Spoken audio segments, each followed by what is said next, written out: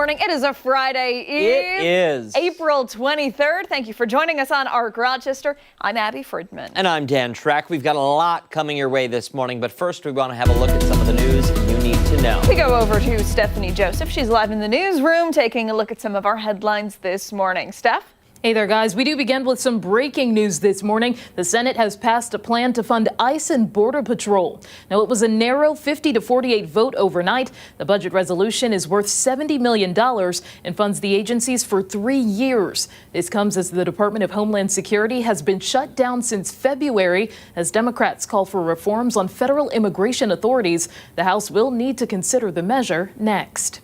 A motorcyclist is dead and police are investigating a crash in the Maplewood neighborhood. Police say the motorcyclist and a car crashed around 8 last night at the intersection of Ridgeway Avenue and Minder Street. The motorcyclist was taken to the hospital where they were pronounced dead. 2 people inside the car were not hurt. A Honeoye Falls woman will be sentenced today for the strangling death of her sister. Jurors determined in October 2024, Jamie Bush strangled her sister Penny before dumping her body in the Genesee River. Prosecutors say Penny was trying to evict Jamie. She faces 25 years to life in prison. And for drivers over in Brighton, there is a water main break in the area of Sylvan Road and Meredith Avenue. Officers are asking people to avoid that area as repairs are made. And that's what you need to know. All right, Steph, thank you. Now let's get a look at what we've got brewing for you for the next 2 hours, starting with a local tech trailblazer returning to Rochester for a very special series of events.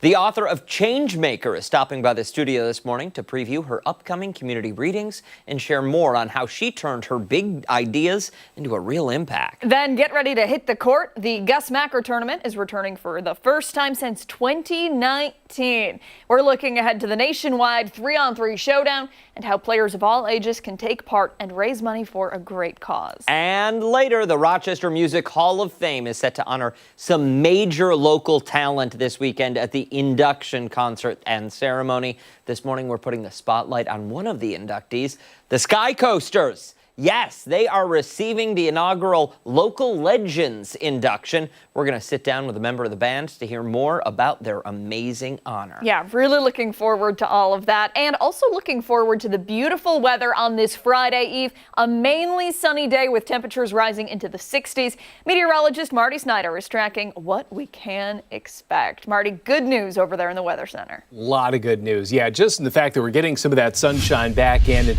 we're going to see some thin cloud cover. We're already seeing a little bit. You have to look close there to see that thin cloud cover, but in general, sunshine is going to win out. May see a few more of those thin clouds heading into the afternoon, but overall, temperatures already have started to move up at least a little bit, up to 49 currently. We did see a few places pull back into the 30s for overnight lows, but at this point, we're seeing temperatures mainly in the 40s, mainly well into the 40s, and even some like South Bristol are crossing over into the 50s. Even areas to the west like Medina already have gained at least 10 degrees. They were in the 30s earlier this morning, so some areas really showing some good gains already. And we'll continue with a nice upward trend in temperatures. Maybe just a few places closer to Lake Ontario that sea numbers stay just a little bit cooler, and there may be a little bit of a lake breeze that pushes inland, so we may see some earlier in the afternoon than average high temperatures before numbers pull back a little bit. But in general, a nice day coming up for us. 65 today, 57 tomorrow, so a little cooler, but not by much. Saturday, unfortunately, as we start the weekend, I think that's when we'll get back into some rain, a little drier for Sunday, and then temperatures mostly in the near 60 or 60s range as we head into next week. So really not too bad for a lot of these upcoming days. Next couple days look dry, so that's some good news there given the track history we've had over recent weeks. I think we should put money on next weekend's forecast. Money? Ooh. Why do you want to bet all the time? That's like the third time in the past 48 hours that you've wanted to like place bets on. Really? Yeah. Oh, well, I mean, I particularly want to bet on the weather this go around because of my off the top. Okay. But all right. So I'm gonna need a full forecast. Gotcha. Okay. For do next weekend. Do I get a cut? Like if you win, do I get a cut? How does that work? Absolutely. I need a commission here. 100%. Absolutely. Consulting isn't free. Yeah. No. I'll give you 10%. 10% of the winnings. 10%. Okay. 10%. No. No. You want what? What do you want? More. Gotta be more. You want like a 50-50 split here? I'll take it if you offer it. All right, then I'll take we lunch. gotta win. Lunch. Take me to lunch. Oh, that's nice. All right. Marty gets to pick, though, somewhere swanky. Oh, okay. Very good. We'll go fancy. Sounds good. A reservation will be made. Yes. Don't worry. All right, let's go off the top and start with some of the things that have piqued our interest this morning. And I'm going to kick things off. I want to talk about the newest form of online betting, the prediction market. You sound like Chris Lopez. I know. Well, and listen.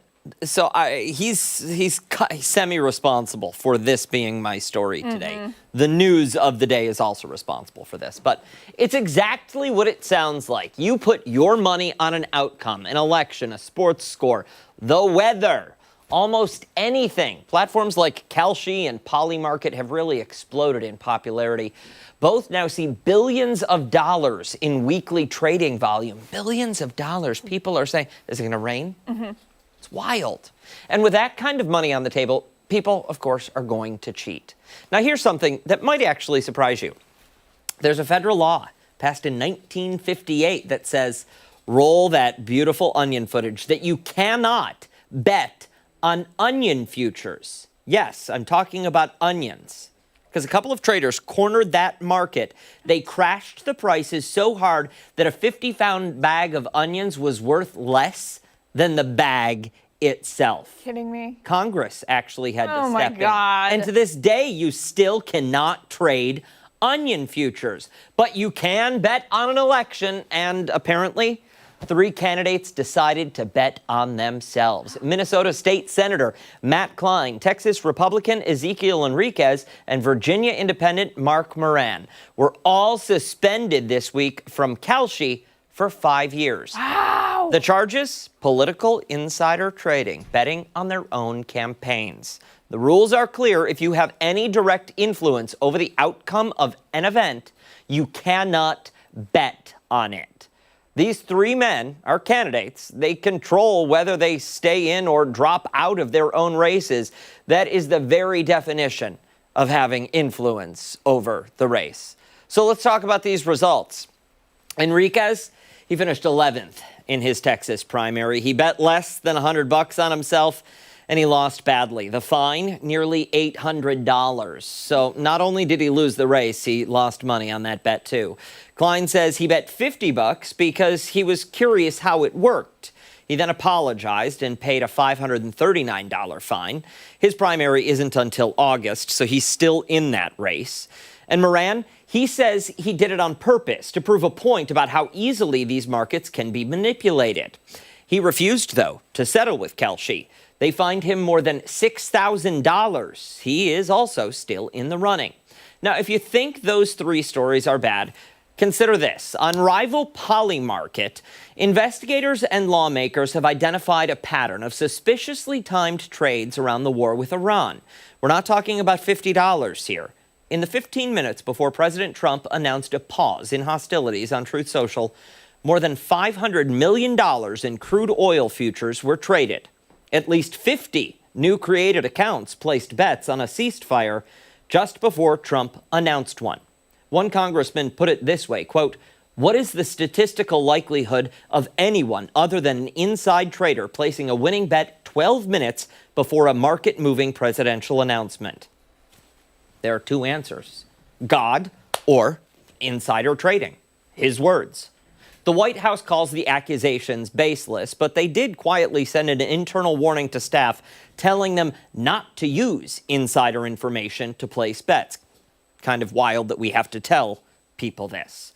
So let's bring this full circle. 3 candidates broke the rules for pocket change. They got caught, they got fined, but somewhere out there, people may be trading unclassified war intelligence and walking away with millions of dollars. Same platform, very different stakes. We protected onions in this country, did we not? We did. In 1958, we sure did. Maybe it's time we start asking more of the people who make our laws and the people who already do. Because if someone tries to pull the wool over your eyes once, they're going to do it again. That is... It's crazy. Yeah, I read the story this morning. I was wondering where you were going with the onions, but we have come back to the point. Full circle. Absolutely wild. It is. Yeah. It is.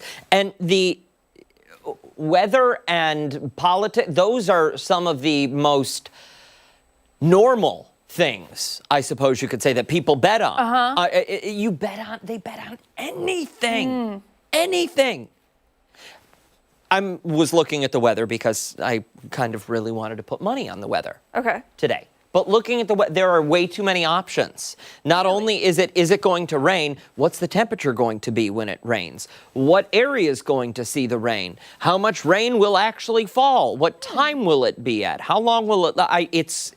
They go in deep. Wow. Mark, why don't you get in on that? No answer. Because he controls the weather. No, you know what? No, he doesn't control the outcome. He does. Oh, he does. That's what the viewers think. This is that true. Mark is responsible for the weather. Mark is responsible for the weather. Send all your complaints to 4225 West Henrietta Road. We had to have a sunny day today for somebody's roof. You know what? He's got a bad attitude. Your attitude, it's not great, Mark. Yeah, not great. You might as, you know what? I'm going to suggest you go get that checked before you come over here. Boy, oh boy. Wow. Crazy story, though. Crazy story. Yeah. All right, we'll move along to mine. What was supposed to be a beautiful morning on a very popular mountaintop in Rio de Janeiro turned into a terror-filled trip for about 200 tourists.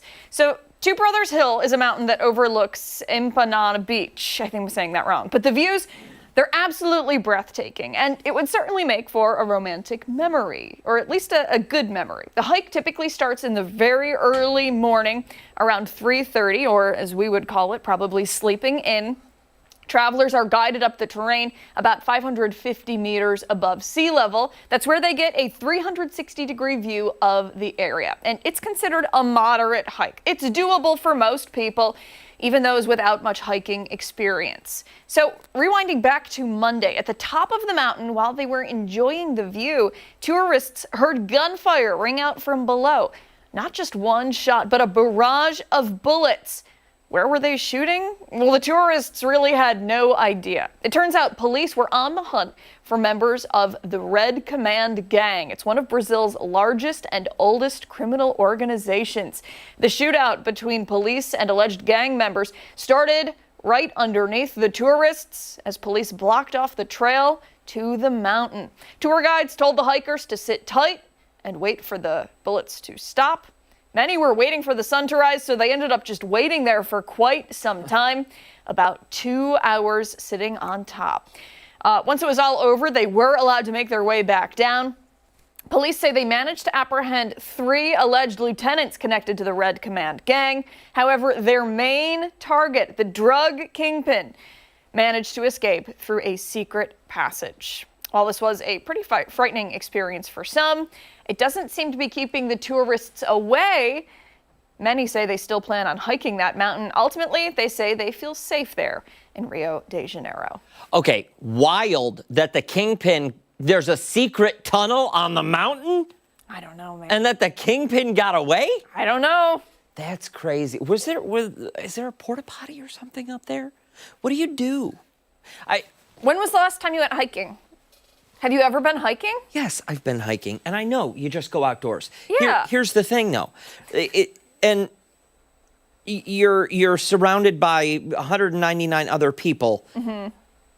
It's not in the best taste just to drop trow and go to the bathroom. Okay, I'm sorry. First of all, I love that is your first thought. They're shooting at people on the mountain, and you're like, but where's the bathroom? I pee a lot. I know you do. Second of all, I feel like in times of crisis, when you are with a group of people and you're all stranded, I feel like that's usually a conversation that happens, right? Like you're in an elevator, which corner are we going to use? Right? Isn't that a thing? So I've never been trapped in an elevator that long. Me neither. That there's been where we needed to have a potty corner. Don't call it. Either way, thankfully, no one was hurt. Yes. Everybody was safe. Yes. And, the tourists were like, yeah, it's okay. It's okay. We're all right. Think of how cool, though. It's a wild story.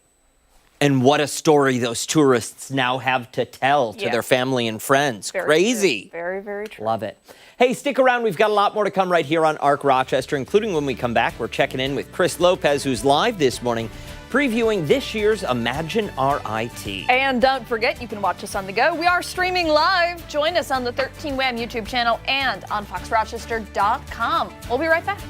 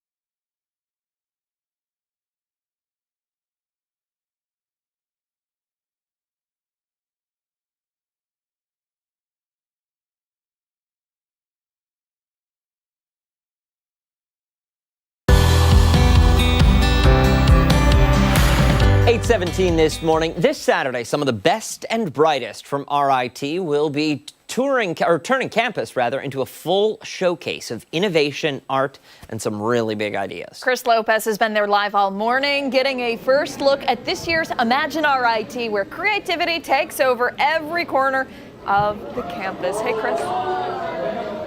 Hey, good morning, guys. So this project here is really cool, and it will have some ground waves if this gets off the floor. We're going to talk about that probably in about a couple minutes. But first, we got to talk about the project itself. Now, these are the fellas from the Air Lab, and they have a really cool concept here. We're always talking about AI taking our jobs. Well, they've embedded AI to help people that need it out in the real world.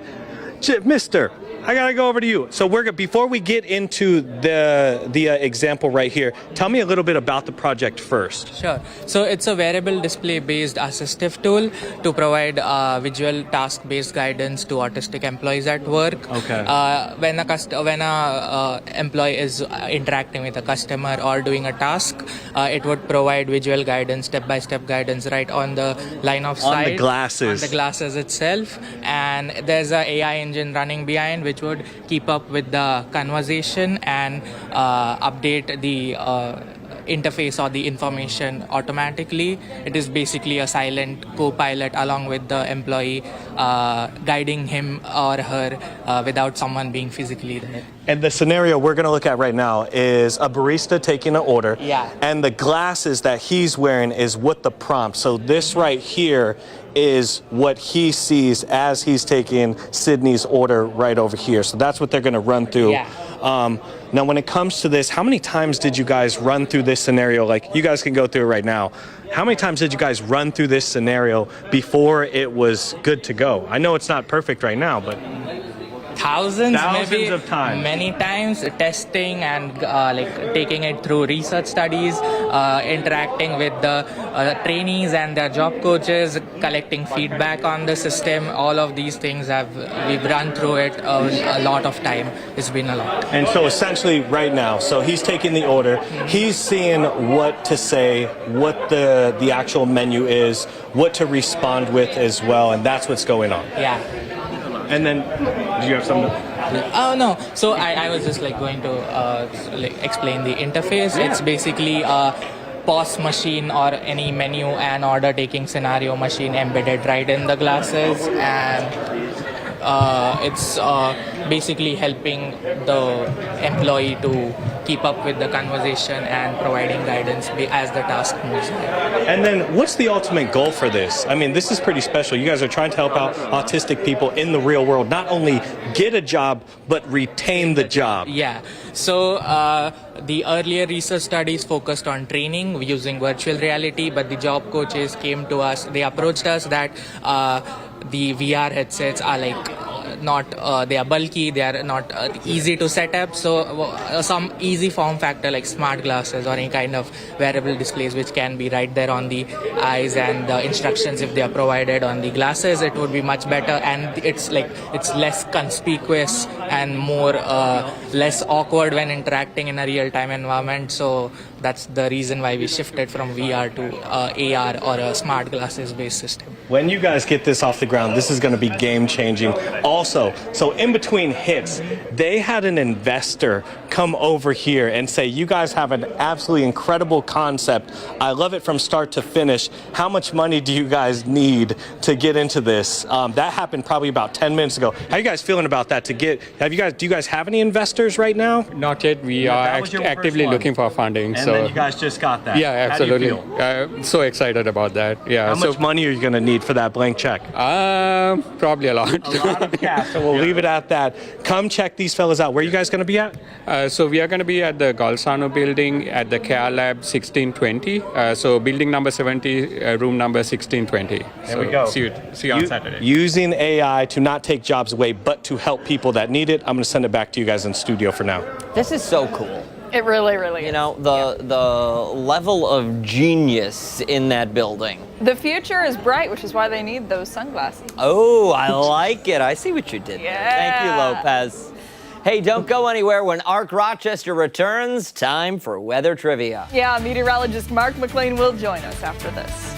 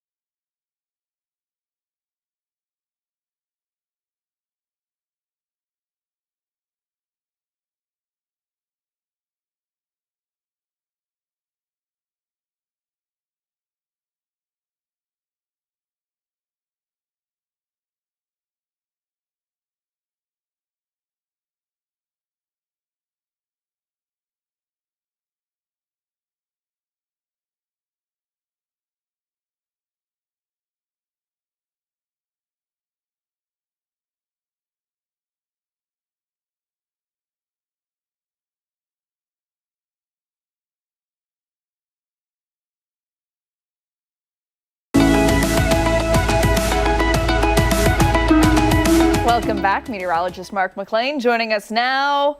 We're going to see sunshine out there today. We're seeing it already. Yeah, it's nice, right? So this is the third consecutive day that we've had dry weather. We'll take it. That doesn't seem like an astonishing feat, does it? No. No, but we're happy about it. Yeah, based on the track record we've had in April, Yeah. that is an astonishing feat. Yeah, it was nice. What a nice evening last evening, too.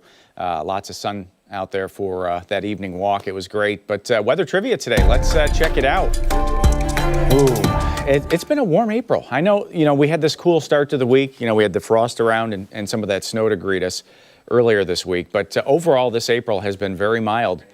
Did you know that the temperature can reach 90 degrees in the month of April in Rochester? How about that? What is the earliest date that's happened in Rochester? Is it April 12th, April 18th, April 23rd, or April 28th? What's the first 90 degree on record for Rochester? I mean, I think I've got a solid guess. Yeah, and how out of season it would feel, right? To have a 90 this time of the year without leaves on the trees. Without humidity. Without humidity. This would be, quite a dry heat or a drier type of heat. I mean, the dew point might have been 60, and you'd have to have a heck of a breeze out of the south or southwest also to transport some of that air in. So it would have been a windy day, too, to get that temperature up so high. Be amazing. Right? Like total nap after work in the backyard. To borrow your quote, I wouldn't be mad about it. No. Wouldn't be mad about no, it. not would at not all. would not be at all, not even a little. But April temps, here they are. Started the month very mild. We had 4 straight days in the 70s. We had 4 straight in the 70s. Then a little bit of a cool down recently, and that knocked this back a little bit. But if you stack all those temperatures together, add them up, this month is averaging about 5 degrees above normal. So it has been a very mild April. You know what happens when it gets mild outside this time of the year?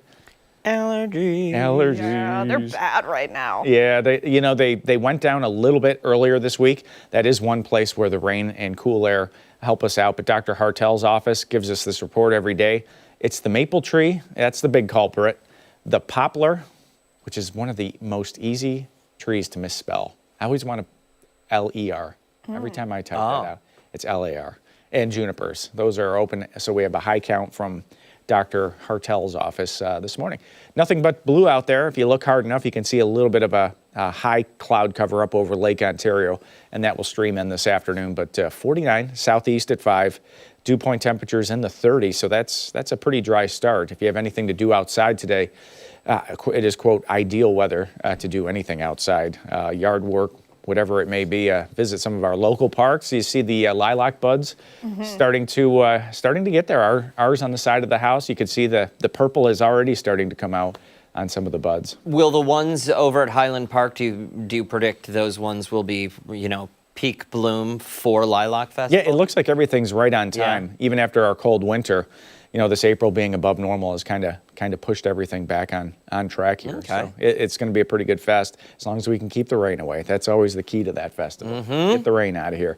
Rush just jumped up to 49 right in front of our eyes here. This is the New York State Mesonet. This is data that's near live or as near as it can get. 49 in York, 50 in Batavia, and 51 in Brockport this morning. So that's a nice mild start. The temps kind of trending down a little bit, but not to an extent that it'd be super abnormal. 60 is the average.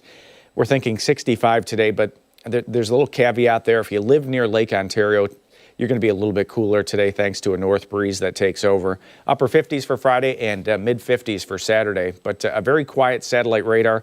There's a weak boundary up just near Watertown that may change that wind direction out of the north for us this afternoon. And with that, the lake water temperatures in the 40s. It's like a natural air conditioner for folks lakeside. Watch the left-hand side of your screen. That's the cold front that's going to come in for Saturday. That's going to give us a chance for a few showers around town. But Friday looking pretty good. We're on, again, the cool side of that boundary with some of that rain trying to sneak in for the start of the weekend. So our planning forecast will stay dry today, partly sunny, 59 degrees. The 4 o'clock temperature, 63 near the city, maybe in the upper 60s south. If you're watching from Dansville, points south, Mount Morris, Geneseo, you folks may be in the mid and upper 60s today, whereas most spots stay in the low to mid 60s. Overnight back to 40, partly cloudy and kind of a seasonable night with that northeast breeze staying light for us. And the extended forecast, after Saturday, we see a little bit of a bounce back for Sunday, 59 there. A little bit warmer for Monday, upper 60s. Some showers around Tuesday, low 60s, and Wednesday's in the upper 50s. So it's a bit cooler by midweek next week. But this is a great day, and our From the Ground Up segment today, talking about lawn care, getting the lawn ready. Over winter we get lots of damage, some damage from the dog, that goes out, and in the wintertime it's kind of the same spot over and over again, right? They find their favorites. So we're going to talk about how to fix things up, how to get things ready to go. And we've got Dave Emler from Turfline. He's the owner of Turfline coming on. Some folks from the Garden Factory. Phil's going to help us out with some tips and tricks that can get you a jump start. Nice. We like it. Yeah, we're looking forward to that, Mark. It'll be fun. Question for you. Yeah. Average high for this date in particular, 60 degrees. 60, yep. When do we hit the 70-degree mark for average highs? It's not too long. It's maybe the second or third week of May. Oh, I think okay. it is. So it goes up. happens This is pretty quickly. Yeah, this is the biggest increase. April has the biggest increase of any month. You start out at, I think, 59, and you end the month at 63. So that's so basically every other day, the average high temperature goes up 1 degree in April. Oh. And it slows down a little bit in May. I think May's only like 10 degrees that it goes up, but it kind of trends down a little bit. Listen, feel free to use that as tomorrow's weather trivia. Yeah, you'll get it. Yeah. Maybe. Yeah, probably, yeah. Hey, don't go anywhere. A lot more to come right here on ARC Rochester. We'll be right back.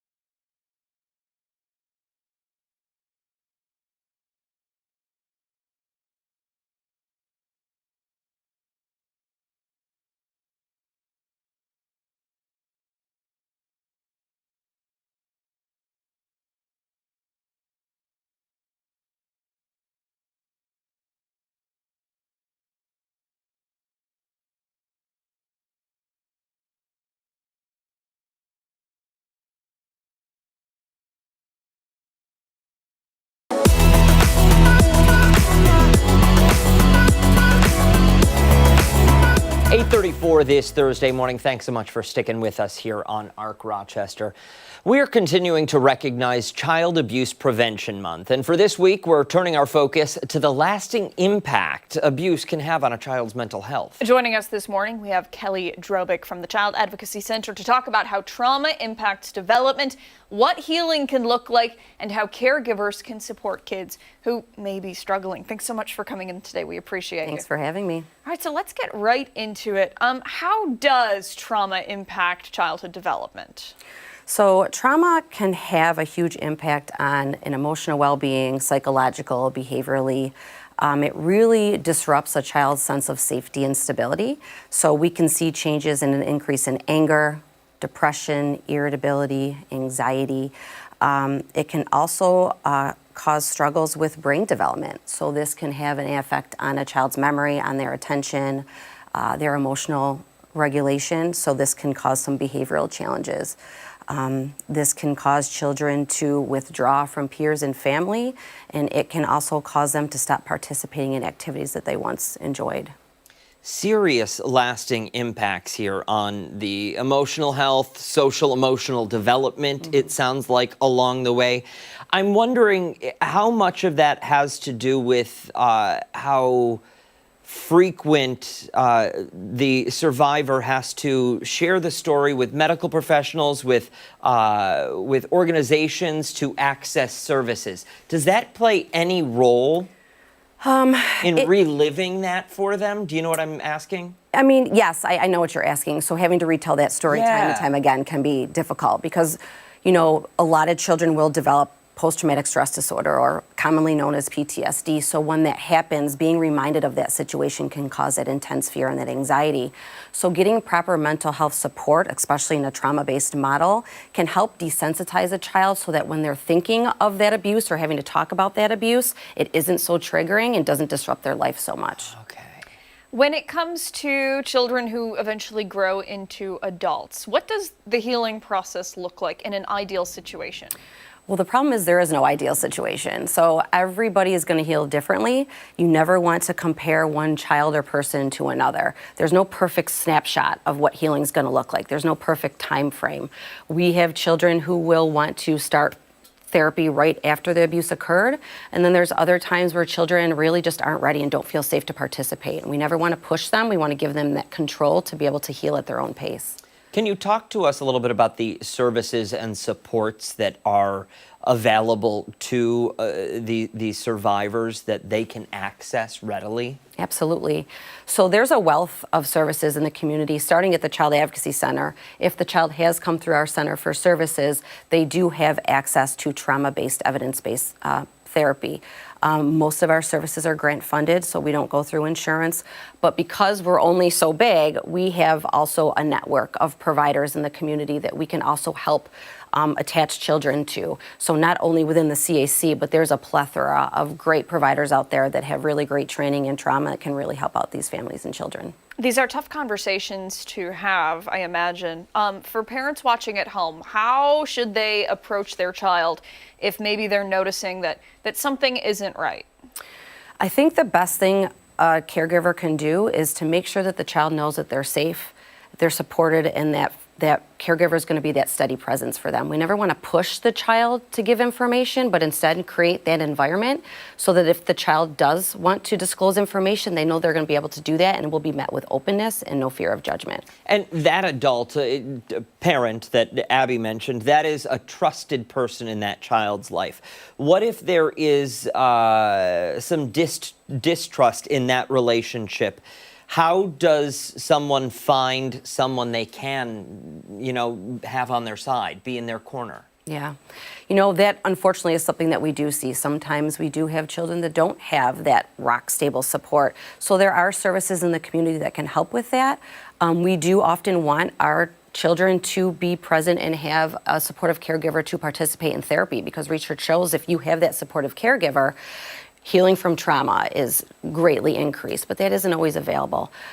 So we do still have the therapist that can work with the child, but a supportive caregiver doesn't have to be, a parent. That can be a family member, that can be a case manager, that can be a foster parent.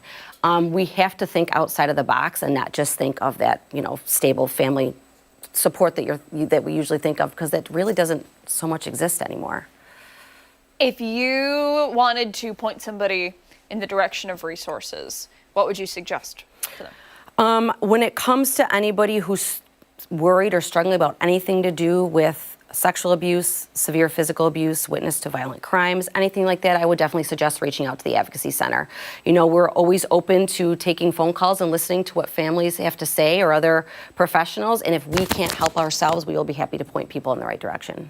Thank you so much for your time this You're morning. welcome. Such an important topic and such an important conversation to continue to have throughout the year, Absolutely. not just in the month of April. Thank you again. Thank you.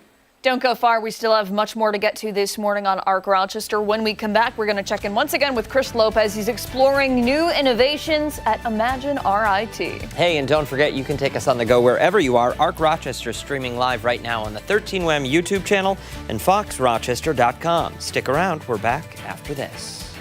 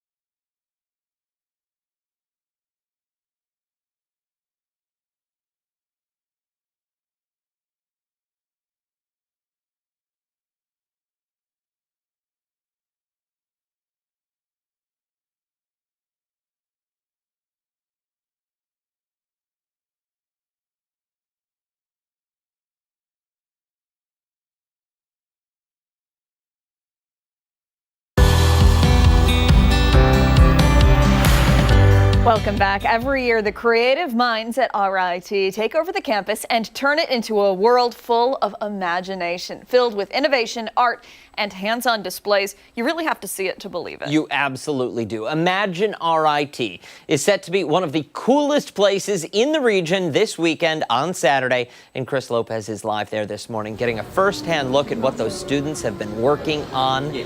Chris, take it away.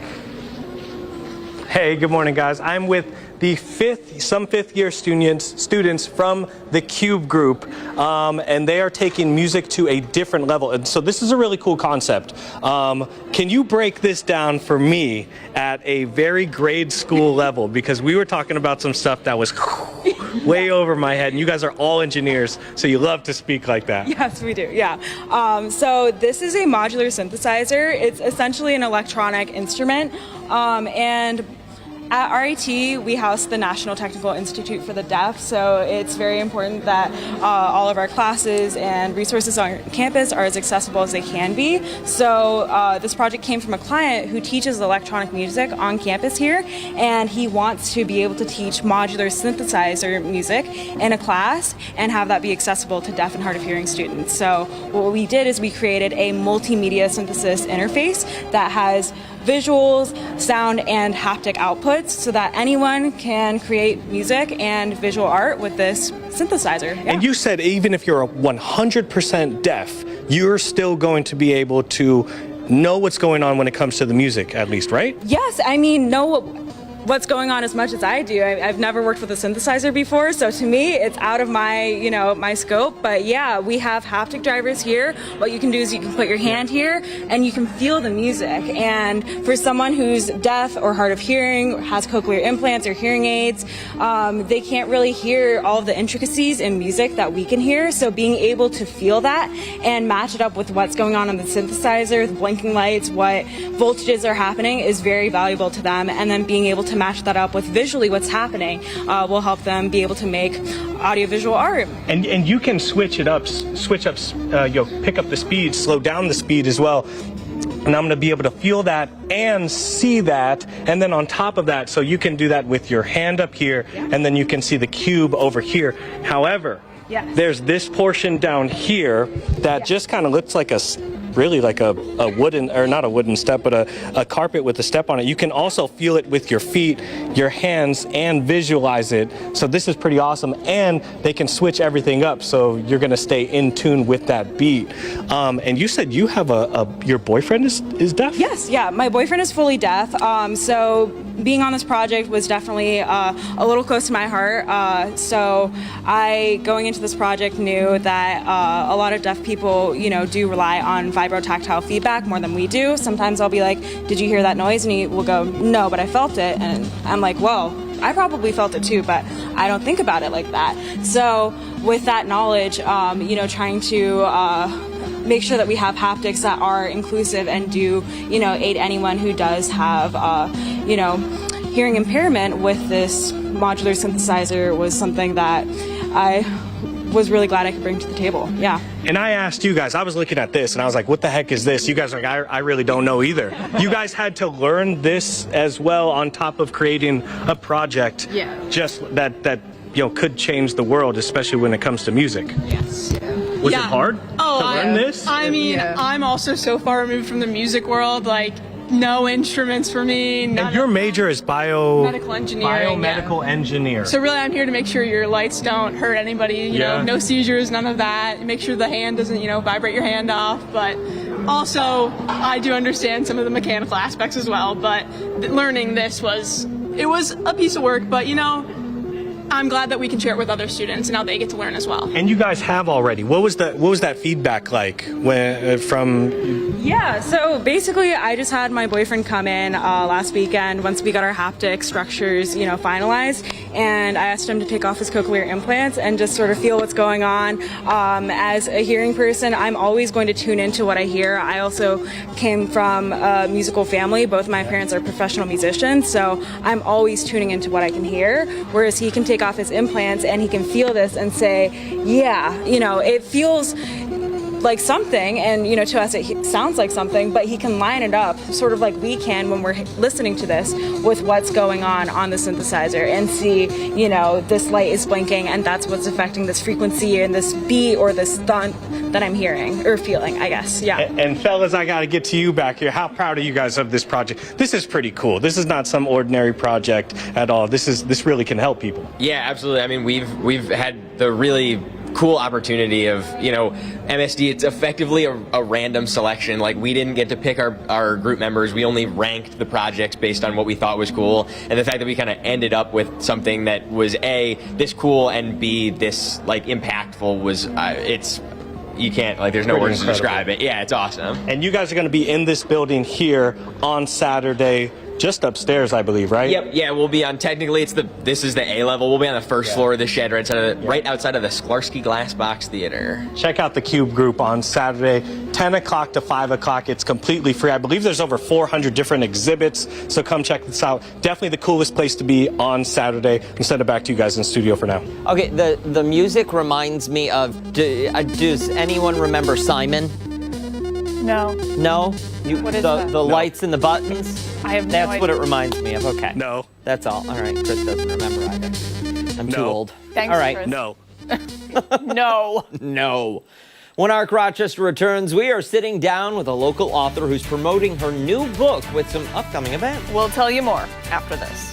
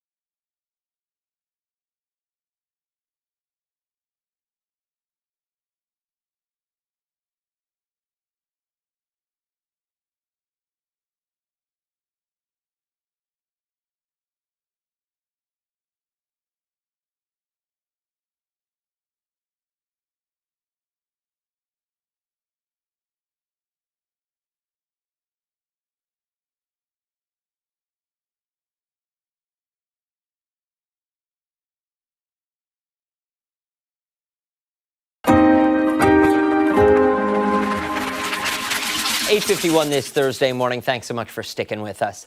Jacqueline Corbelli went from the halls of Batavia High School to helping transform the world of streaming and tech. And now she's back home, sharing her message with the community. Yeah, author, entrepreneur, founder of Brightline, Jacqueline Corbelli joins us now in studio to share more about her new book, Changemaker, and some special events happening this week. Thanks for joining us. Thank you. It's so good to be here. Good to be home. Yeah, I bet. Tell us a little bit about Changemaker. What is it? Changemaker is a book that I wrote based on this feeling that if I had just a little bit of guidance on what I should be doing to achieve things, I might have gone even farther than I've been able to go. And so I wanted to put the book together so that people didn't have to work for 30 years before they learned some of these lessons. So there's a lot of tips on how to make an impact and how to accomplish things. And you have made quite an impact. Would you mind informing the viewers a little bit about your background? Oh my goodness. Well, I went from one sort of area to the next. being able to do self-discovery on what I was really good at. And so I found myself in situations where I was able to change sort of big things, whether it was companies or start my own company or do Africa development work or work at the Vatican. And so those are all things that, when you sit back, you say, wow, how does that all come together? And you start to really distill it down and say, I want to share it. Yeah. You seem like you've had a lot of chapters in your life and a lot of chapters in this book as well. When you look back, is there a particular moment or a particular chapter that was the most important? The one that was the most important to me to get across is a chapter called The Art of the Pivot, which is the whole idea that we need to be adaptable now more than ever, that we need to be really curious, and we need to use all the tools that we have available to us through technology to be able to move with intelligence and to move really quickly. And with AI, those things become as important as they've ever been. And so being ready to pivot is pretty much at the heart of the book. That skill of being able to pivot, I imagine, has been very helpful and beneficial to you and your career. Yes. I'm wondering, how does someone sitting at home apply that skill to their life? How do we know when the season for something has come to an end and that we need to start a new chapter? I think that's a great question, because I think a lot of us, we wait, we delay making a change in our life because changes are hard, right? We don't want to adjust if we don't have to adjust. But I think in terms of the way this works in that respect is really search yourself and decide, if you're not happy with what you're doing, if you can learn more somewhere else, it's time to pivot. Or, as I say, in the age we're in, we may find ourselves having to pivot anyway because the technology is changing the way so much gets done, and it's affecting a lot of jobs. So it's a way to relate to what's in this book is to understand a little bit more about how to get through that with the least pain possible. That's very valid. Tell us a little bit about the event that you are hosting while you're here. Very excited. I get to visit my high school, which I haven't been back to in many years. I won't tell you how many. And I get to speak to 540 students and help them hopefully think about, if they have a desire to make an impact in their life or in the world, that it can be done. And I want to pass on a few of the experiences and tips that I've gathered along the way. For those 540 students or however large that audience is for you today, I'm wondering if there is one piece of advice you want everyone in that auditorium to walk away with. What is that advice? Pretty much anything is doable, especially in this time. However, it does take work. It takes work. No matter what you set your sights on, what passion or desire that you have, you've got to be willing to do the work. It doesn't work if you don't do the work. Absolutely. For somebody who wants to get a copy of Changemaker, how can they do that? You can go right on Amazon and search Changemaker, Corbelli, and it'll come right up. Perfect. Thank you so much for your time this morning. My We really pleasure. appreciate Thank you for it. having me. Absolutely. And we'll make sure to post all the information you need to know if you want to get your hands on one of those books on our website, foxrochester.com. We still have much more to come here on ARC Rochester. We're back after this.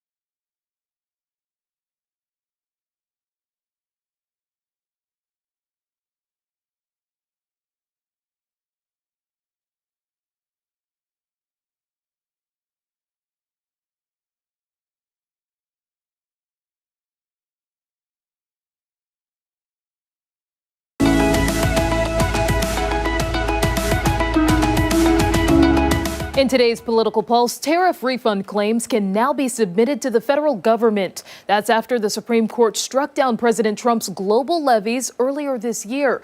I'll speak to a local business owner planning to apply for relief after he previously had to cut staff and raise costs to afford paying for tariffs. That's all coming up in our 9 o'clock hour. Our Rochester returns after this.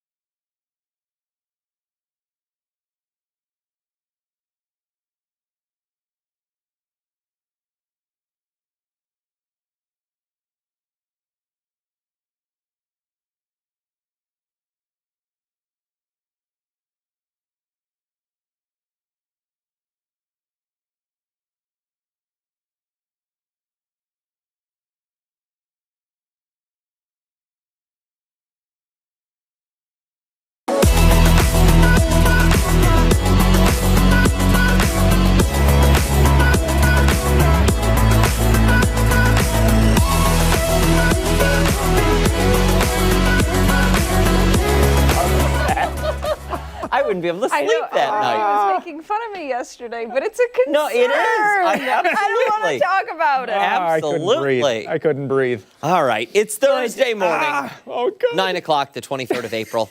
This is Ark Rochester. Mark He is here. being so mean, and I am everybody not being thinks mean. that Mark literally called me fat moments ago. No, he didn't. I looked. Yes, he did. I looked at Dan. You can't tell people And that. They're going to believe And I that. said, "There's a surprise coming." but I There's a didn't- surprise coming? But we connected. We Yes. connected by eyeballs. I don't really like surprises. No, we've got a surprise. No, I think you'll like this surprise a lot. Okay. Yeah. It's Yeah, tomorrow. Tomorrow. Tomorrow, you say. Okay. Yeah. All right. We'll wipe that away. Trivia. Okay. Can it get to 90 in the month of April?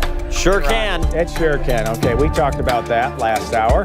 The trivia. But what is the date that Rochester reached 90 in the month of April? Was it April 12th, April 18th, April 23rd, or April 28th? You're going bottom? I'm going today. I'm going to say it's April 23rd. That's when we hit 90. Ron and Tom have C. Janet and Barb D. Mary and Charlene have A this morning. Barbara, K, and Ian have C. Lori B. Cassandra has D this morning. We've got Patricia, Dave, and Rod at D. Tim, Betty, and Jim at B. So kind of all over, I would say. On the no, Sandra C. Sandra, no. Shelley D. Laura A. Debbie B. Allison and Paul C. for this morning. Herb's got D, as does Lisa. Lisa's dad A. Kyla C. Frank C. Mary Pat, Frank's wife B. for this morning's trivia. Jack has C. Katie and Robert David have C. Judy, David's wife, D. Richard and Eva both have D. Deb, Jack's wife, has D. Cheryl and Dave, D. Kevin, D. Colleen, Kevin's wife, B. And Sarah, C. Steve, and they're at odds. Not a whole lot of commentary today. Yeah. No. Do you get like $1 for every comment you get on your Facebook post? I don't know how that works. Those algos, right? I don't know either. That'd be nice, though. I don't know. Yeah. But, you know, April 23rd. That's what I'm going we were with. talking, the experience is bizarre too, because this is technically out of the growing season. And this is something that you would expect to see during the growing season. But the heat just hits differently early and late in the season. September gets up to 90, it doesn't even feel humid. You know, it feels like a break from the summer air. But this time of the year, how early? Is it as early as April 12th or as late as April 28th? I'm with Dan. I think the 23rd. April 23rd? Actually, Final wait. answer? No. Yeah. Boom. You, All right. you could have got tricked. And this was way back in the year 1885. How about that? So that goes, there's a lot of unusual weather records during that period. There was several large volcanic eruptions in Indonesia that really altered weather patterns around the planet. Oh, wow. So we've got some low lows and some high highs during the 1880s. That's interesting. Yeah, it is. The name of it escapes me. I want to say it's Krakatoa, but I don't think that, or Tambora maybe, one of those. There's a couple of big ones that go off with somewhat regularity, you know, every 10 or 20,000 years or so. But yeah, they have an impact. So that's there. April 23rd, 1885. Look at this. Now, this is Sue's grand fur baby, okay? So we're watching. Absolutely adorable. We're watching pup for somebody else. Okay, right? wait a second. I think we're in the rain. Yes, but did you notice that dog has tights on? Yeah. They're polka dot tights. Amazing. It's amazing. I love the pictures on 13wham.com/chime-in. You just, every time I open it, I'm amazed at what's showing up in there, right? That dog. I love it. Scan the QR code. So cute. And we'll get your dog in polka dot tights on the air. Yes. And we're happy to do so. Dry pause today, dry pause tomorrow, Saturday, some wet pause, and it looks like Sunday and Monday will be dry for us. So it's nice to see. This is our third straight dry day in Western New York, and I walked through the backyard yesterday. I need at least 3 more. Okay, it is gushy, as they say. And it's been a roller coaster ride. 78 on Saturday, 39 on Monday, back to 66 by Wednesday. If you've got the sniffles and sneezes, it is a roller coaster. That's why. That's why. It's a roller coaster. We've got some high clouds coming in from the north. You see that on the HD Wham Cam, and that's going to be the case today. You can call it filmy sunshine or a milky sky, you know, when you look through and it's a little opaque, but you can still see the full sun. Don't look at the sun. I'm not telling you to do that, but you can still see the sun. 53. And that symbol is technically mostly cloudy, although no one on this planet would call that mostly cloudy. That is a mostly sunny sky. We're going to see those numbers drop back the next few days, though. After our mid-60s today, back through the 50s on Friday, mid-50s on Saturday with some of those showers. And then don't be surprised if we start revising that up a little bit. Monday is showing some signs that we may actually get back to the 70s. We'll have to see for those forecast high temps. It's that time of the year. It's just all over the place. Satellite radar has a weak boundary to our north and a warm front back to our west. And you watch on future weather, you see how the clouds are coming out of the north? That means the lakeshore is going to stay a little cooler, likely in the 40s and 50s. You see Sodus there at 55, whereas Dansville to the south is at 65. So a big spread on the temps this afternoon. And then overnight tonight, partly to mostly cloudy sky. Will drop back to near 40 during the overnight tonight for that low temperature. And Friday, you know, more clouds than sunshine, but still not a bad way to end the work week. We'll get some sun in there at times and temps back to near 50. The green on your screen, you pour the coffee Saturday morning, and you're going to be pouring the coffee with some spring showers around. Hour by hour forecast today will actually take us to the mid-60s. I would say low to mid-60s for most spots near Rochester. Warmer south, cooler north, and the extended forecast after the showers on Saturday. Really the only day of the bunch that would put down a soaking rain, probably in the order of a quarter to a half inch. Upper 50s by Sunday, upper 60s for Monday, low 60s with showers on Tuesday, and kind of cooler midweek. Coming up in a few minutes, we're going to have From the Ground Up, talk about the lawn. getting the lawn ready to go. Yeah. Mine is also very, very wet in the back. Yeah, and if it's got a slope or some depressions, you know, where everything slopes down, we've had so much rain in the last month that it's soggy. We still have standing water. Really? Yeah, in the back. There's a little swale that goes through the back. You know, if you get a high water flow event, like a thunderstorm or something, you know, it comes through there. You could have rubber ducky races, you know, if you wanted to. But usually after 2 or 3 days, it's gone. Yeah. Still has not disappeared. That's how wet it is. Crazy stuff. Yeah. All right. Thank you, sir. We have, go ahead. No, please. Fight for it. Much more to come here on ARC Rochester. When we come back, we're looking ahead to an upcoming basketball tournament. It benefits local YMCA. And don't forget, you can take us on the go wherever you are. ARC Rochester streaming live right now on the 13WAM YouTube channel and foxrochester.com. Stick around. We're back on the other side of the break.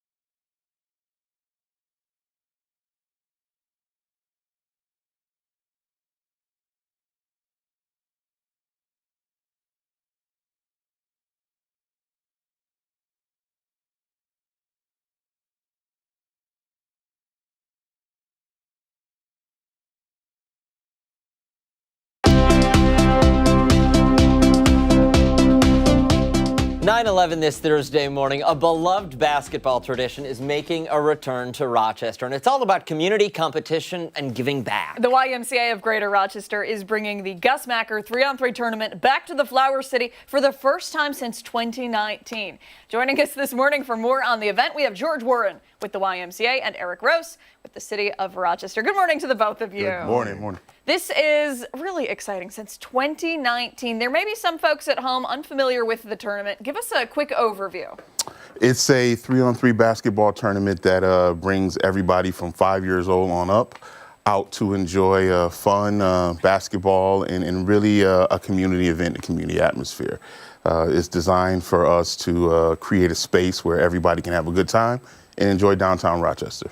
For someone who, again, may be unfamiliar, how did Gus Macker get its start? Oh, in Michigan, Gus himself, about 51 years ago now, started the tournament in his own backyard. And it started just, the love of him playing basketball with his father and when he grew up with his kids. And then before he knew it, the whole street was there to enjoy the game with him. And from that, he found a way to start a business. That is amazing. And we were talking during the commercial break about something entirely different, but there was some trash talking, a little bit of competition here. How competitive does it get? And, you know, is it, I imagine, mostly friendly, right? It is extremely friendly. It's fun. It's designed for brothers, friends like myself and Mr. Rose to get out there, play, enjoy ourselves, and then later on we can tell tall tales over some beers and reminisce. Oh, and it looks like, is this the Gus Macker prize?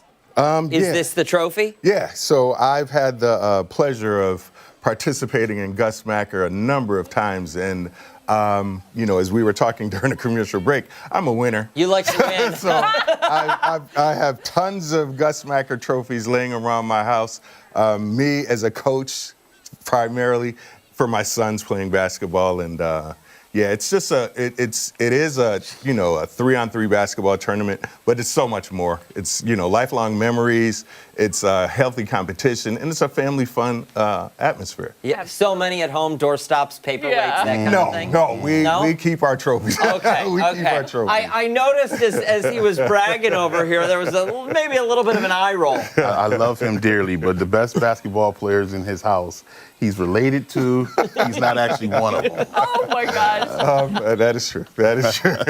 Tell us about the importance of the YMCA. Why is it so important to support it? Well, the YMCA as an organization overall, we look to do things like this, bring people together.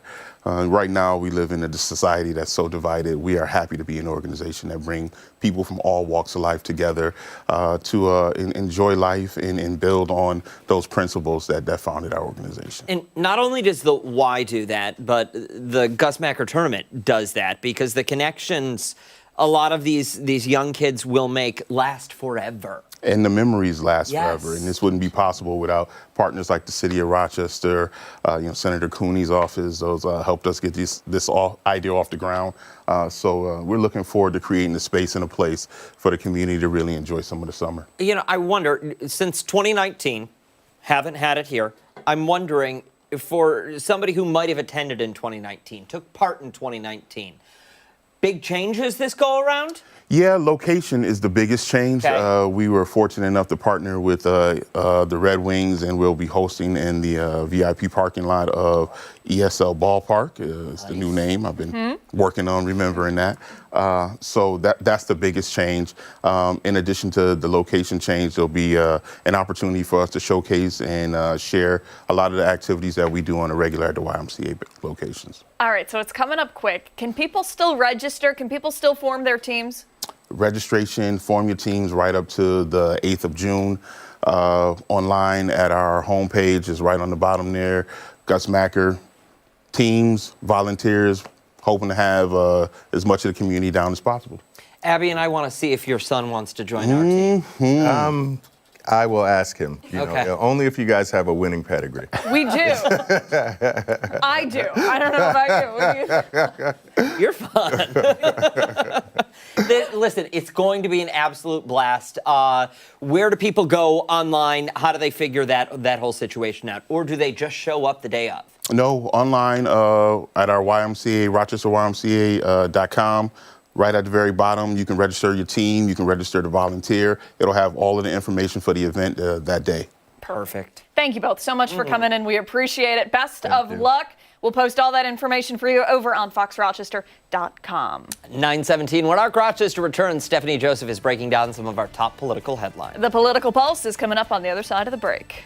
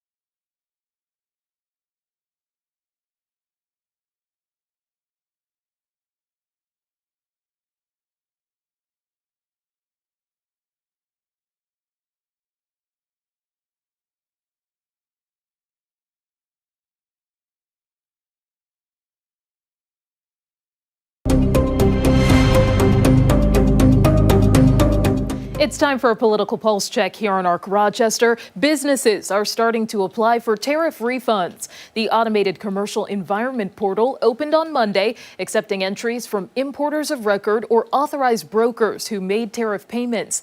This is the first phase in a multi-step process that will be overseen by Customs and Border Protection. Right now, only certain tariff payments are eligible for submissions until the next phase. The refunds come after the Supreme Court ruled in February that President Trump's global levies under the International Emergency Economic Powers Act were illegal. The federal government collected billions and is expected to owe importers more than $160 billion. It's a lot of money. We'd love to have it back and going towards more products. Over the last year, we've had several different furloughs in place, part-time, had to eliminate a full-time position. At this point, we wait to see how long that takes them to process and to validate. One Honeoye Falls business, ISCO Labs, has applied for relief as well. And for more on that, I'm joined by the CEO of the Education Lab Equipment Company, Ben Pearson. Good morning to you. Good morning, Stephanie. I'm so glad that you could join us, especially because back when we had last spoken to you, you were headed to the State of the Union talking about this same issue. So I'm curious to know, what was your reaction to hearing about this refund process?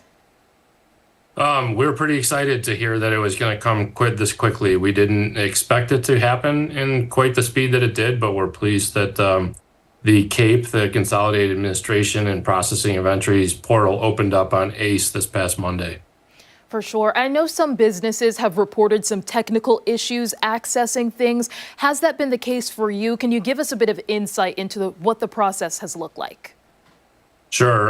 So 4:20 at 8 a.m., the portal opened. We had all of our data and IT department prep everything that we'd have to submit beforehand. We did notice the portal opened actually before 8 a.m., and we were able to submit right on time. And we have not seen any issues as of this moment. Everything went through and cleared. It's a significant amount of entries. And now we kind of sit and wait. I think the best case scenario by the fall, we start to see some of the tariff funds coming back in. But on our side, we did not see many bumps in the process. That's good to hear. And I'm wondering how much you expect to get back for a refund from the government. Significant 7 figures. So it's quite a bit of money to us. Because of that, we've been able to start our hiring back up, replenish our balance sheet, pay off debts we had to take because of the tariffs. Really happy to get back on track. And I know that you had mentioned back a couple months ago when you were on the show that more than $1 million in unbudgeted tariffs is what you had to pay. So a number around there, more than $1 million? Yeah. Yep. Yep, right around there. We're unsure quite how it's going to all come back because we're the importer of record. So that's the bulk of the tariffs that come back. But when we use companies such as FedEx or DHL, they're the ones that are importer of record. And that's a very different filing process. And I know that you had mentioned some of the changes that you were able to make in anticipation of this, that 60 to 90 days, as you were mentioning, probably around the fall time. Is that a sustainable time period for you? We planned way ahead. We're a very conservative company, so that is tolerable. The biggest thing for us was for the tariffs to stop. And so we went down to the 10% tariff, which we were able to function at and to basically get back on track with our strategy and keep moving forward. And have you been able to make an adjustment in prices or staffing in response to this as well? Yes, staffing for sure. We've hired fractional CRO, several operations workers. We've hired some AI talent. We've really been able to get back on track. If you drive by the facility, we have huge hiring signs back out. It's been great for the community. The feedback's been good. The people coming in for employment have been great. So we're very thankful for that. And I know that previously you've obviously been a very big advocate for small businesses and wanting to make sure that they have a voice, especially on Capitol Hill in D.C. Have you heard from other small business owners who either plan to apply or maybe have expressed the same concerns that you have? Yep, we have. As a matter of fact, a couple local small businesses reached out for some guidance on what we were doing. We were happy to share all of that knowledge, happy to share some of the technical knowledge and everything that we've learned. I've also been very appreciative of Senator Schumer and Congressman Morelli's staff. They've been very engaged all the way along, asking questions, making sure they understand what's going on, and they've been able to help other companies too. And any word from them about if they have run into any issues or maybe any concerns that they may have along the way? Those small businesses? No, not at this time. It's been really open communication and sharing information that everybody is seeing. I do think that the efforts put into CAPE on ACE were well organized, and we were able to execute. So I was pleased by that. I was expecting there to be site crashes due to spikes in traffic and things of that nature, but we personally didn't see any of that. Well, it's good to hear that you've had a smooth process. Are there any other changes that you would like to see down the line as it comes to small businesses and what goes on in Washington? Yeah, I would really like small businesses to be a little bit more heard. So there's the Section 122 tariffs that expire at the end of June, and then there's Section 301 tariffs and 232 tariffs coming up after that. It's a little bit hard for small businesses to be heard in the investigations from those, and it would be better if the small businesses had a panel that spoke directly to the House and the Senate at a broad level to say, hey, here's the impact. Here's how we're seeing at these different revenue levels and these different employment levels of how that impacts businesses such as ours. Ben Pearson, I want to thank you so much for once again joining us here on ARC Rochester. Really appreciate your perspective. Thank you for having me. And be sure to stay with ARC Rochester for your top political headlines. We are back after this.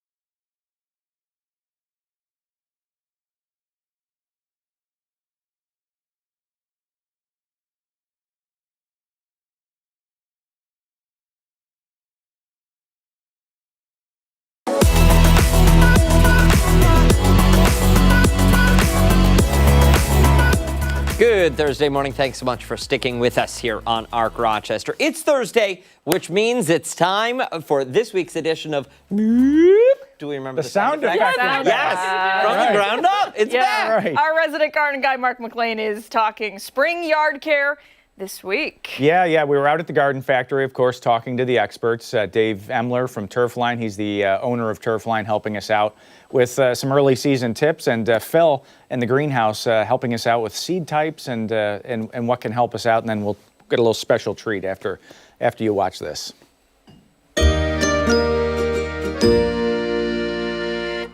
Now that the snow has melted off the yard, the frost is gone off the yard, we need to start talking about the yard, and who best to do that with than the Garden Factory and Turfline. I have Dave Emler, the owner of Turfline. Thank you so much for helping us out this season. My pleasure. Talking about maybe a step one, the lawn's waking up. What do we have to look for? Soil temperatures, there's other natural things that we can see in the environment that are going to help us out.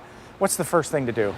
First thing to do is a spring cleanup. Okay. Once we're sure that it stopped snowing, which, it just did earlier this week, best thing to do is rake up your lawn.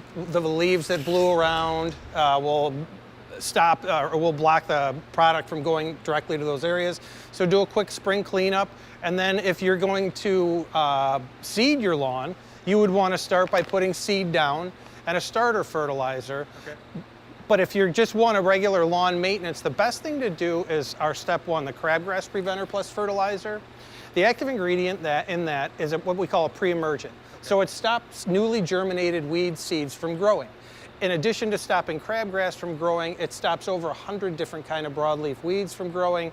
So this is a really great first step. Okay, so in addition to doing the hard work, so if I just wanted to pull out the weeds, I could pull out the weeds. This is going to help us get going a little faster. But you're going to rake out the dead spots and Yes. maybe do a little overseed and Yes. move on. Now, But you can't overseed where you're going to put step one down. So in addition to stopping the bad seeds, it will also stop turf seeds like bluegrass, fescue, and ryegrass seeds. So you want to avoid areas that you put new seed down with the crabgrass preventer. But on the rest of your lawn, you go nuts with this stuff. Okay, very good. And we have different times throughout the year that we look for different weeds to sprout. We might need to do a summer fertilizer, maybe as we head towards winter, something else. You gonna help us out through the season? Yeah, sure. Well, one thing people ask me all the time is when is it too late or too early to put step one down? Crabgrass doesn't germinate until the soil reaches a temperature of 55 degrees at 2 inches for a minimum of 3 days, okay? A good environmental indicator is right behind you with the forsythia bushes. This right here. As long as those are still in bloom, you're gonna get maximum efficacy from the crabgrass preventer plus fertilizer. If you don't get it down before they drop their leaves, it's still going to work. You're still going to get some degree of control, just not as much if you can get it down while the forsythia is still in bloom. Okay, Dave, thank you so much. Let's talk about seeding the lawn, overseeding, maybe getting some patch master down. We're going to bring in Phil from the Garden Factory to talk about that. We just talked to Dave about the fertilizers for the lawn, some of the crabgrass preventer. Now we need to take a look at how to fix the lawn. We've got the patch master here. I've got Phil inside with me. He's got 3 different types of seed that we're going to talk about.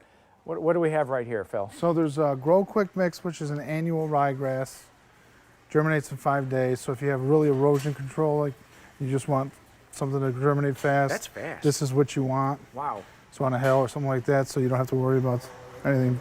So that's the fast one. What about the next one? What about our sun and shade? What kind Sun of and shade will have a tri-blend seed. So it'll have ryegrass, perennial perennial fescue, and perennial Kentucky bluegrass.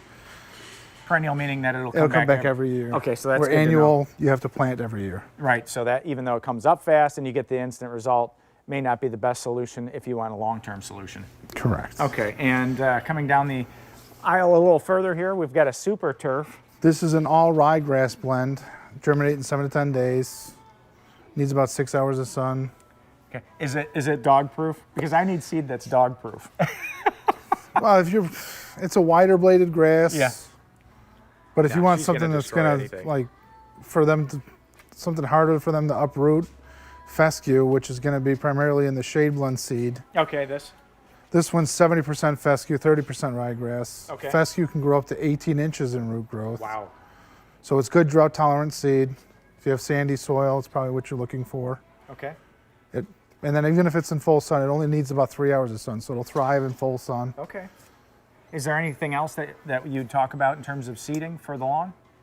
Well, like Dave mentioned, you want to stay away from crabgrass preventers, and even weed killers will sterilize seeds. So if you Okay. put a weed killer down, you would want to wait 2 weeks before you put seed. Whereas if you went the other way, you put the seed down first, you want to wait till your second mowing of that seed. So you're looking at about 2 months. Okay. All right, well, thanks a lot, Phil. I've got some pictures of my lawn that we're going to talk about right now on TV. Yeah, so that's a key thing right there. The crabgrass preventer cannot go down if you plan on putting down new seed. Okay, you have to wait for it to germinate, turn into a plant. Don't do that.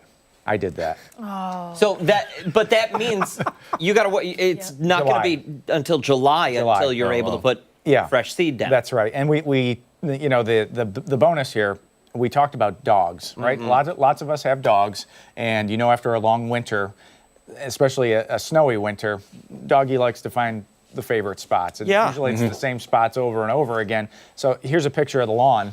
You know, you get a lawn that starts to look like this, and you know, how do you fix it and what's going on? Well, the urine is high in nitrogen content, and that's what the plants love, but it's too high. So what it ends up doing is effectively burning it out and stopping that root growth. So you get those spots, they look like little islands out there, you know, in the lawn. So you get, you know, ryegrass, or you get some of the fescues in something like this. And this is a dog spot repair, and this also has some gypsum in it. And what that does, it goes down into the soil. Essentially, the calcium in this helps to resolve some of those extra salts that are left over as you irrigate. As the water goes in, it pushes that deeper into the soil. So this is kind of a cheat code, so to speak, for the lawn if Doggy has left some spots. Okay, so quick follow-up to that, and maybe you know, maybe you don't. Is it pet safe? Because Jay likes to go out and she likes to eat the grass. All natural ingredients, and I know. It's the truth. She likes to lick the couch and eat the grass, and she's problematic. I know. Infinite salad bar. It's seeds, it's mulch, and it's gyps. All safe. It's a little calcium. Very. Okay. How soon do you have to put it on? Is it right after you put the seed, or? The seed is mixed in. That's the nice part. And you saw Phil talk about the fescues and the ryegrasses. This has the fescues and the ryegrasses in there that root deeper, that are more, quote, tough, I guess, for the lawn and for the dog. Okay. So how do you prepare the soil for that? You just have to kind of scrape it up a little bit? You can scrape it and then mix that in, or you can amend the soil, which is literally replacing the soil or putting something into it that will amend it. But lots going on, and we're gonna have Dave on throughout the season to talk about. He talked about weed control. You know, summertime. What if we get into drought? Wintertime. What do we do right before winter? That kind of stuff. Yeah. All right. Fun stuff. Yeah. Hey, and don't go far. On the other side of the break, we're testing our own nitrogen levels. It's disgusting.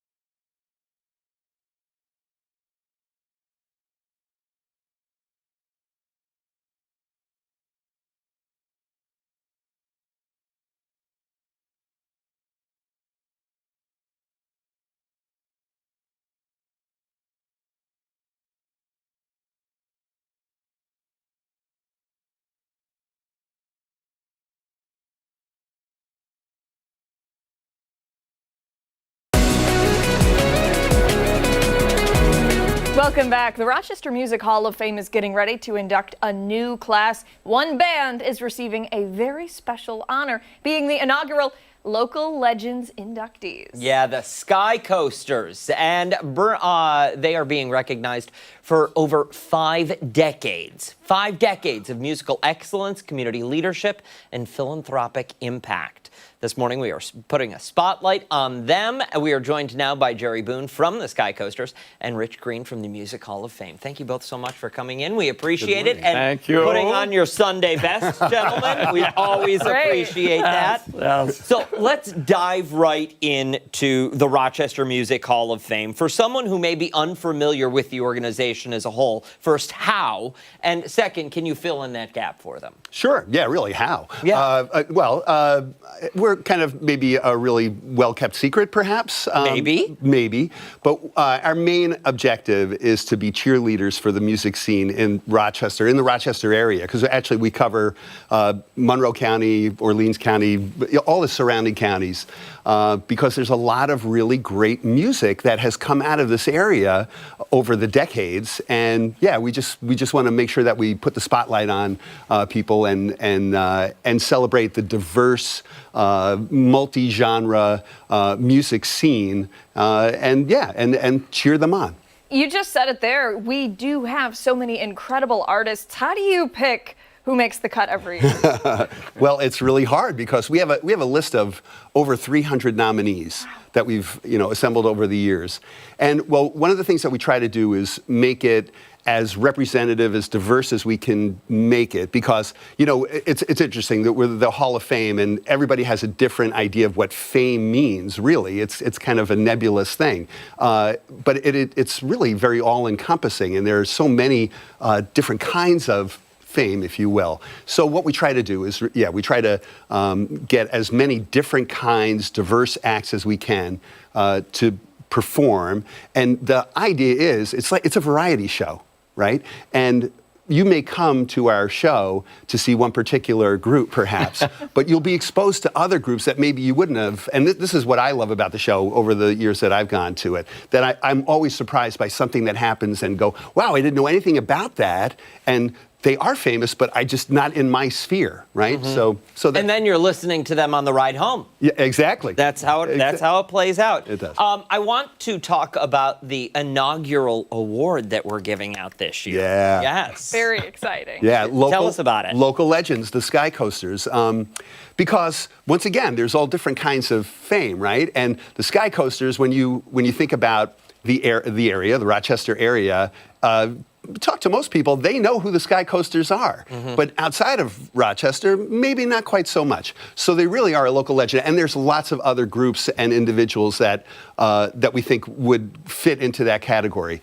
And the thing is, not only do those Sky Coasters perform wonderfully, and there's some great pictures of them there, and have a great following in the area, but also they do a lot of philanthropic work, as you mentioned. They raise a lot of money for charities, and so they are a very valuable part of the community, and so it makes sense to honor them. Jerry, how does it feel? Boy, I love this guy talking about us. That's great. We're really excited. The band, we started in 1967 at Brighton High School. We got it going then, and then of course it just took off, and then we even got to play outside of Rochester in some big events like the Super Bowls, and NBC flew us to Barcelona to play at the Summer Olympics in '92. So it's been a great adventure, and we have a nice, tight, 9-piece group. We love performing. We love putting on stuff and getting people going, and it's just, but to get this Local Legends Award is it's tremendous. It means so much to us, and we're very, very grateful for it. So. Well deserved. In 1967, let me ask, what was your hope, your vision of your life? Was a band, was fame, was any of it in the stars for you, or what was your goal? Well, that senior year, a bunch of my buddies who had played in bands said, let's put a band together for our senior year. And I think it was mainly to meet girls, and that was about it. But then after that, it was so much fun that we went to different colleges and played at big events at the different colleges and opened up for bands like Chicago and Bread. And, so it was like an outstanding opportunity. And it just kept on going and having fun like that. So, it was like doing something you love. And we all ended up, as we grew up, having regular professional jobs, right? But this was a thing you could do after work that was just so much fun. You'd come alive with it. So it's a love, and everybody in the band feels that way. And we really love to just focus on the audience. It isn't about, oh, look at me playing a solo. It's all about making them have fun. So that's what it's all about. And people really have fun at your shows. I mean, just looking at the video, there are fancy outfits. The music is great. It seems like the energy is great. Does it kind of boost your spirit? If maybe you're having an off day or an off time in your life, and then you go and you play with your friends and you get to perform and you get to do great work for the community, does it really just kind of lift you up? That's exactly what it is. You can be tired from work, and then you get on stage and it all comes alive with us too. And then we do love, like we played last week for Golisano's Children's Hospital with the Ugly Disco, and we got all dressed up, and that was a blast at the Hyatt. It was jammed with people, and they made a lot of money. So, right now they figure we've made over $1 million over the years for local charities. So that was one of the things I think that Rich and the gang was interested in too. Absolutely. Doing something, giving something back. Well, I mean, because for decades now, you have given back to the community.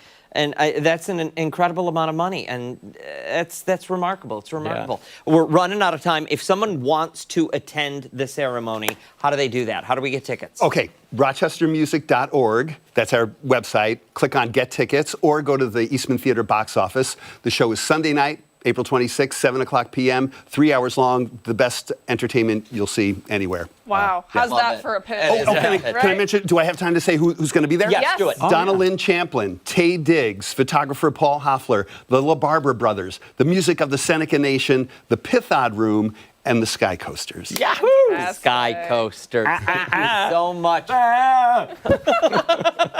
Thank you both for coming in. We really appreciate it. Thank you.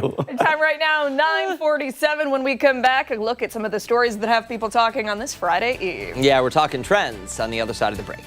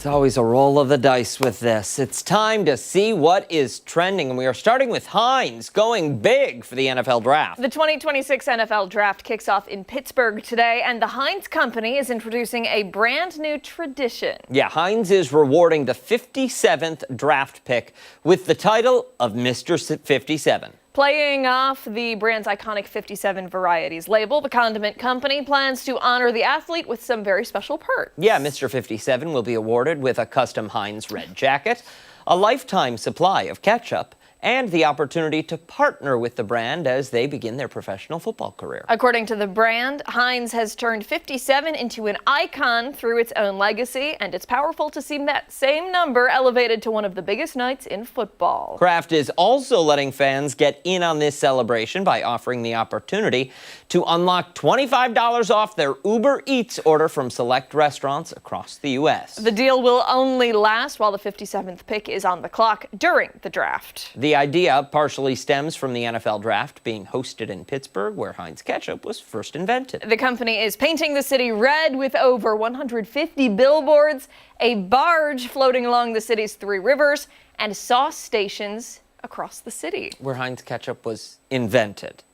I Would believe- only be invented once, Yeah. not first invented. The Chicago Bears currently are slated to make the 57th overall pick.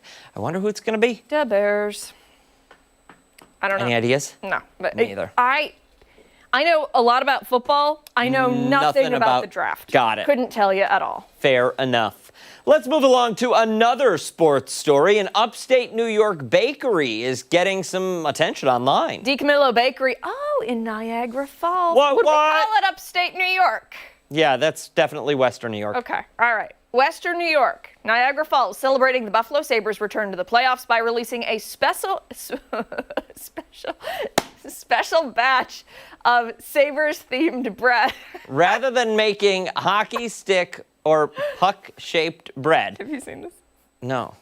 Okay, just keep going. Oh, wait, I think I know what it's going to look like.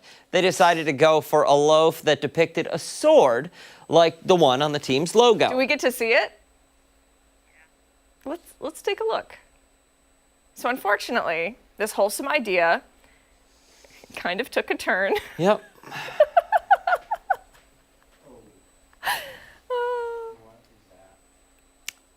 Go ahead, dude. I don't know, I just find it strange that the bread hooks to the right like that. What?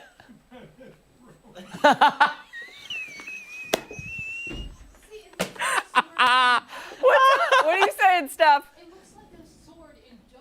Yes, not once Yes. it's baked. Yes. Yes. Once it's baked, Well. yeah, it looks like something else. Yeah. So.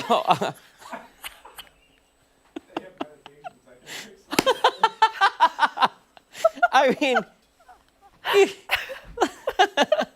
So according to the head baker, they wanted to create a good luck charm of sorts and had hoped to make a lot of them to show their support. Of course, the creation got some negative attention online, many commenting, how did that baker keep a straight face? Yeah, others are questioning why they decided to put poppy seeds where they chose to. It's a good question.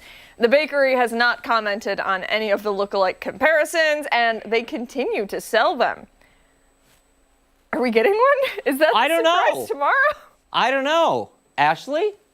No. No? Can't you make a little trip back home?